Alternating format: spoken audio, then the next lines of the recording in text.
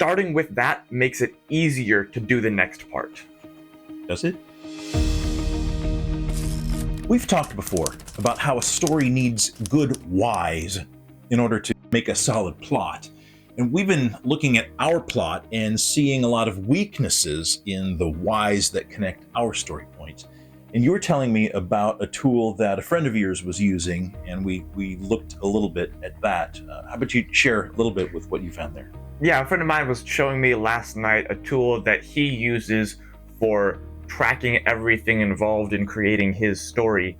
And one of the things that was in that tool was a page that was basically a concept map of everything involved in that story, every plot point, every character, everything like that. And it would show a node for each thing and have all these lines drawn, and the more references it had, the bigger the node was. But it was a live thing that would update automatically as you added more connections. And you could even go back in time and watch a time lapse of the creation of the concept map and see, okay, I add this thing here and I draw this connection at this time. And it was a very interesting visualization of the way that everything in the story fits together. And I think you said the name of that tool was Obsidian? Obsidian, yes. Okay. And we're using Confluence. We talked about, is that something that we would want to use? And I think we decided that, at least for right now, it may be interesting, but it's certainly not worth the effort it would take for us to move everything from one tool to another. So we're just going to stay where things are. In the last few weeks, I have been taking some time just brainstorming a bunch of thoughts around the plot points. We've got different timelines and how are they all connected. So I've been using pen and paper versus computer lately. And it seems that most of what I've been writing is just questions. What about this? And what about that? And so that's been some of the challenge that I've been going through, trying to figure out our plot, identifying more holes than actually a plot right now. And looking at it, it's important to identify those holes. But I think, especially at the stage we are right now, it can be easy to magnify those holes to being more difficult to overcome than they actually are. I think we are still kind of looking at a whole plot overview, but for some of these questions, we're kind of zooming in a little bit. And as we zoom in, those holes seem bigger than they actually are. And I think it can be helpful sometimes to take a step back and look at all the progress that we have made, all the plot holes that we already have filled in at least a little bit. And it's like we're building a bridge of our story, like crossing a chasm. And right now we just have like a little log bridge that, it's a bridge. We get from point A to point Z. Like a single log, a big log? Maybe just a single log. Maybe that's all we have right now. But eventually we want to get to the point where we have like a nice steel and concrete bridge. There's some support cars going across, but we're not there yet. We're just at that little log bridge. But I think starting with that makes it easier to do the next part. Does it? I think so. I think that knowing that we have a way to get from point A to point Z, even if we know it's not the best, I think that makes it easier to hone our focus in on how do we get from point A to point B? How do we get from point S to point T?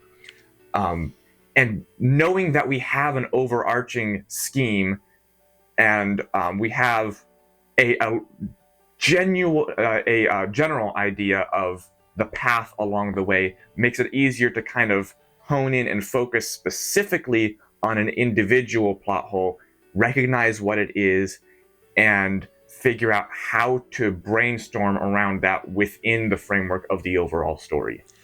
I hope you're right.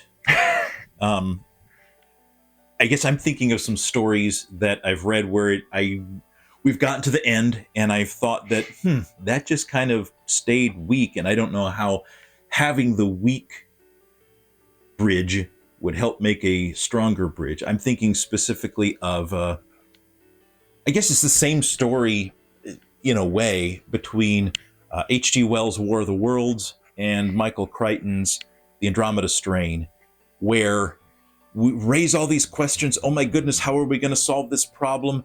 And spoiler alert, not spoiler for our story, but spoiler for those stories if you haven't read them.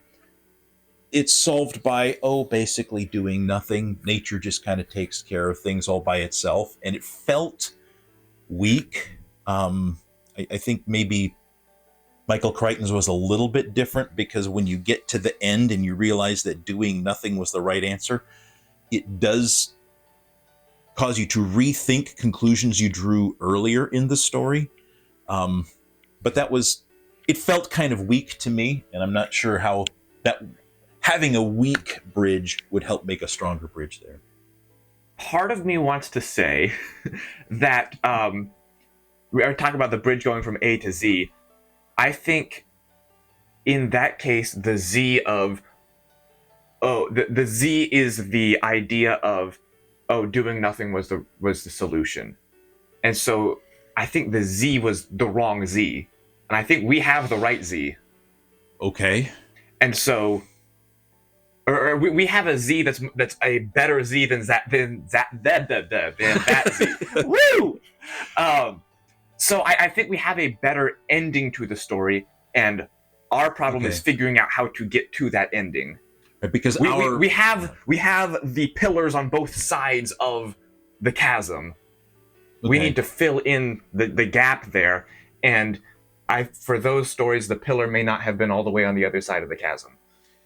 I'm hoping that ours is more like Ender's Game, where the surprise at the end doesn't reveal that, just doing nothing, but it reveals that, okay, here are all of the things that were working behind the scenes, so that when you questioned why throughout the story as a reader, going, that doesn't make any sense. Why would this happen? Why would this happen?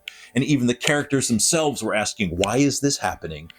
That when you get to the end of the story, it answers all of the whys that happened previously in there. I'm hoping that our log bridge is more like that one.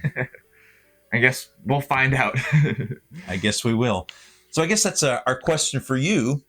What is an example of a strong or a weak why in a story, or a strong or a weak plot bridge, or plot bridge destination, a strong or weak Z, I guess, if you will, in a story that you remember? Let us know that in the comments, and we will see you again in a couple of weeks.